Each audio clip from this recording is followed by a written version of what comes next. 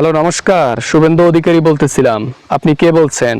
Number দেখে তো মনে হচ্ছে মমতা ব্যানার্জির নাম্বার এটা। এর আগে অনেকবার এই নাম্বারে কথা বলেছি। আপনি কে বলছেন? দয়া করে পরিচয় দিয়ে তারপর কথা বলেন, নাকি? বিজেপির তো কামডাউন শুরু হয়ে গেছে। বিজেপি যে কিভাবে চোরে চোট্টামি করে বাটপারি সুসামি করে আমার নির্বাচনটাকে সুন্দর করে তাদের আন্ডারে নিয়ে চুরি চোট্টামি করে জয়লাভ করলো, এ পাওয়ার বেশি দিন আর থাকবে না তো। কেন বেশি দিন থাকবে না? বিজেপির হাত পড়েছে। বিজেপির হাত পড়লে দেশ যতদিন থাকবে, পাওয়ার ততদিন বিজেপির হাতেই থাকবে। আমরা কি যেন তেন নেতার পেছনে ঘুরি? নরেন্দ্র মোদীর পেছনে ঘুরি, বুঝছেন?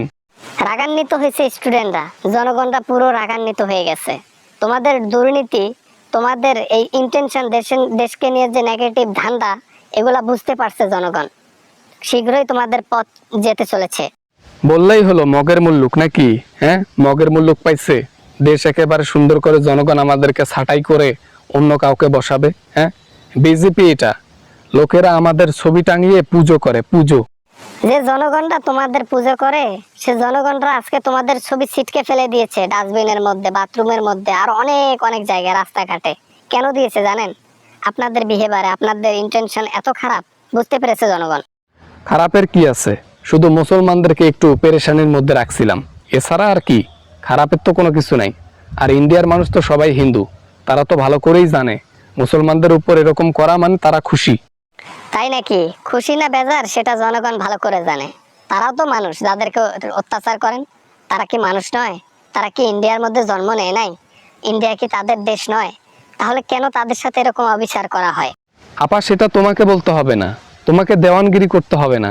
তুমি নির্বাচনে হটছো না, তোমার সাথে কোনো কথা চলবে না। কিসের কথা? তোমার সাথে কোনো কথা হবে না। তুমি ফোন রাখো। মমতা ব্যানার্জি, এক্ষুনি ফোনটা রেখে দাও। পুরুষ হইয়া কাপুরুষের মতন ব্যবহার আচরণ, চুরি চুট্টামি করে নির্বাচনে জয়লাভ করলা। বুকের মধ্যে দম আর নিচের মধ্যে পুরুষত্ব থাকলে তাহলে তোমরা দম দেখায় সত্যিকারের নির্বাচন করতে, দুর্নীতি ছাড়া। তাহলে দেখতাম হ্যাডাম। আমাদের হেডাম নাই, কারণ আমরা ভালো করেই জানি নির্বাচনের মধ্যে তোমার উপর টেক্কা দিয়ে চলাটা মুশকিল হয়ে যাবে। কারণ কলকাতার মধ্যে আর যাই হোক, তোমাকে ঠগানো মুশকিল হয়ে যেত। এই জন্য তো চুরি চুট্টামি করে জয়লাভ করেছি। চুরি চুট্টামি করে জয়লাভ করলে কি আর ক্ষমতা পিওর হয়? হ্যাঁ, এ ক্ষমতা বেশি দিন থাকবে না তো।